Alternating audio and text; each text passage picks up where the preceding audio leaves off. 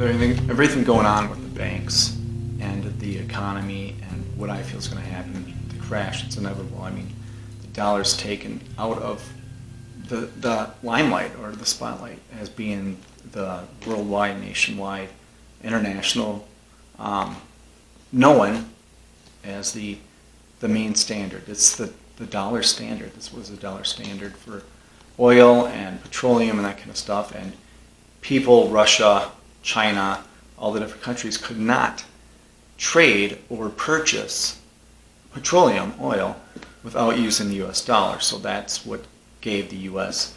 a huge upper hand and advantage for many, many years and decades. It's unbelievable, really. And in the USA, United States, they have no idea really what I feel, my opinion, what's coming, what's right around the corner, and what's going to happen. Because we're going to go from the standard, the people who have, the riches, the rich nation, the rich country, whatever you want to call it, that people see us as, or at least name us as, name U.S. as, down to a sub-level, what could be a third world country, or maybe even less, because it takes away every advantage we have. And that's happening right now with BRICS. It's the new kind of monetary system they're starting to implement. There's Russia involved in that, China involved in that, India involved in that, South America involved in that, Brazil is involved in that. That's BRICS. Brazil, Russia, India, China, South America, and more have gotten onto that. And I know there's talk of Mexico maybe wanting to join that, or some sense of that. And it's just going to be crazy, because now, soon, that will be 80% of the world's population, and that is dependent on that system. And there goes our system. Dependent, I say that with a grain of salt, but that is the system they'll be using. And see you later, U.S. dollar, and the stranglehold we've had, and the manipulation we could do, and the governments have done over the years, to get an advantage, or to punish people, or to keep countries in line. Anyways, that's all I want to say about that. I'll look into that if you're more concerned, but I just thought I should get this video here quick. It's going to be a quick video.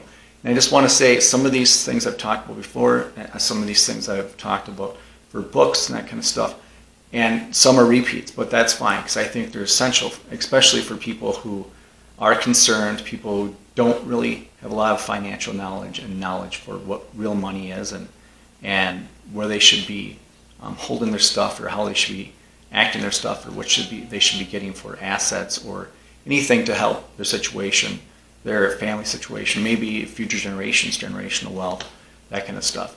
So I just want to go over a few books here, and that will be it. That'll be a quick video. So I'll start with this book here. I think is essential. It's Economics in One Lesson by Henry Hazlitt. This is a really, as you can see, it's a really quick read book. Quick read because it's thin.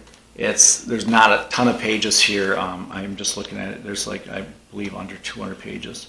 Yeah, in this, and it's a little challenging because some of the language in there. It was written quite some time ago, but this has essential information and essential grasp or grip of economics, and it really makes you think differently and all the stuff that people have, the government schools, education system have propagandized or spoon-fed into people to get them to believe that that's the way it is, and that's the way it always was and should be. So Economics in One Lesson. My children read it when I was home educating them, that kind of stuff. I pulled them out over a dozen years ago, and I read books. They read books like that, and we discussed it and that kind of stuff. So I could suggest that for anyone ages 4 to 104, whatever. Another good book, I think, is essential for right now, what's happening and what will happen and how to get through it. And this is true events of what had happened in Zimbabwe. This is When Money Destroys Nations. This talks about the whole collapse of the dollar and the the printing of the currency and the manipulation, and then how they dealt with this. What businesses did, what people did, what families did, that kind of stuff. And it was all about how they had to barter and trade, and they no longer accepted the currency. They had to use gold and silver and other things for exchange. So When Money Destroys Nations. It's another quick read. It's easier language, more current than that Economics 1 lesson. I have here the Bitcoin Standard. And if you're like, I don't like Bitcoin, I don't like cryptocurrencies, don't worry about that. I would suggest to read every chapter. I believe there's 8 chapters.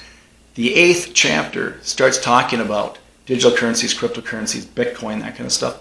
But every chapter before that, 1 through 7, doesn't even touch on that really. It's all about, the first 2 chapters, if you want to skip over that, if you're like, I'm just in the jam, I just want to get to the meat and bones, or whatever, the muscle, if you want to call it that, I would read chapters 3 through 7. And that's, I believe, under 120 pages or 170 pages, chapters 3 through 7. It's still an okay deal. This isn't a thick book. I have 3 through 7, though, marked with the pink tabs there. So it's like page 37, or 17, 17 through like 190 something. So it ends up being like 170 pages. Just chapters 3 through 7. I think it's essential. It really teaches people about what is money and what is currency and how it's manipulated and how it's thought of by the powers that be or should not be, that kind of stuff. And try to think of things differently and probably more current and correct, and then implement that in your life. So the Bitcoin Standard, that's a great book also. I'm trying to get through this. Then I have, those were small books. Those 3, this one's also a small book. This, Who Stole My Pension, Robert Kiyosaki. This was a great read, especially if you belong to a government pension, a private pension, you have 401k, IRA, that kind of stuff, some sort of retirement plan you got going. This is essential too to read, just to see, really, I'm taking my dues, I'm giving my money here, I'm giving my percentage weekly or monthly or however you have it set up, and what's happening? That money just goes somewhere, and then the people in control of it, who are they? What are they doing with it? Are they working in your best interest, the best interest for the people who will benefit or suffer for what happens to the pension? Or are they working in their best interest, or in their company's best interest, or maybe in a higher up entity, bank, financial sector's best interest? This is great, and I think it's essential read, especially for anyone who swears by unions and swears by pensions and always votes that way, no matter if they're an R or a D, or red or blue. They're always this line, no matter who it is, because they always support the pensions, or they support the labor, or support the unions, whatever, all that crazy kind of stuff. Need to read this, especially if you are concerned with your pension, your finances, that kind of stuff. Who Stole My Pension? It's an essential read. Again, it's not a thick book at all. It's a quick read. And the last one I want to throw on here, just because I think this is an eye-opener, it's a game changer. This is not the first book I read when I got into this over 17 years ago, but this was I probably read this 2015, 2014. Started to, and I had my kids reading it too. This is a monster of a book. It's a thick book.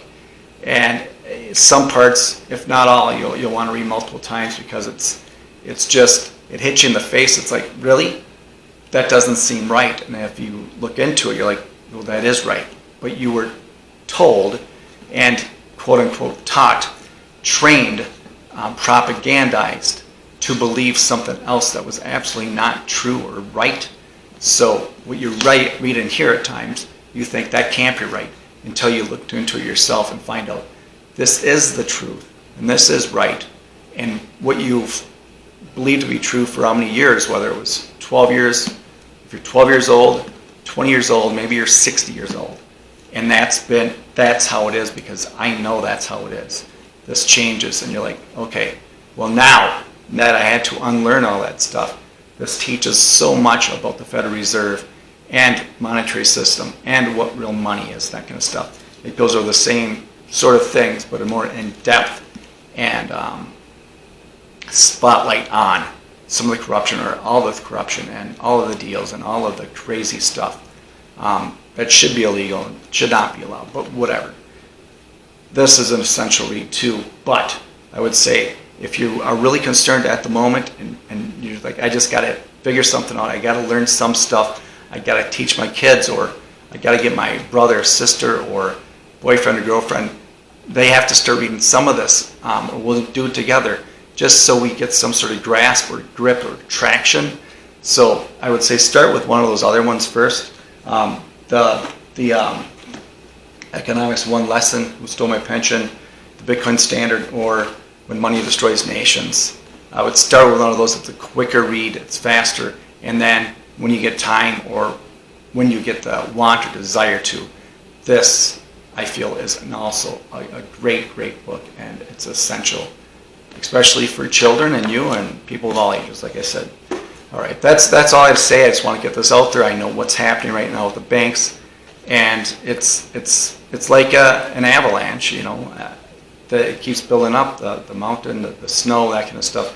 It keeps building up until the last few, or the last snowflake, or the slight change in weather, or the slight change in wind, or whatever. As soon as that happens, that trigger, it all comes down. There's no going back. You can't put that back. Like you can't put toothpaste in the tube of a tube of toothpaste. Once it's out, it's out. That's it. And that's where we're at. So if you haven't prepared, and you haven't at least addressed things that need to be addressed, or addressed people that need to address, or help, or get help yourself, once it's there, and it's here right now, but once it's done, once that collapse has hit, there's no saying, well, I stop, I got to pause, I got to learn some stuff before we can continue this. You're in it. But anyways, I just think people, you know, if they're concerned, they should really look into it. And this is just my opinion on these books and that kind of stuff. I've read all this stuff, and I've got so many books I've read over the years, the last 17 years, just financial, but everything else abroad. And I mean, just from my perspective and my opinion, I would say gold, silver, you gotta be thinking, why am I not? Why have I not looked at that? Well, because the people on the TV told me not to, and the people say it's a bad investment.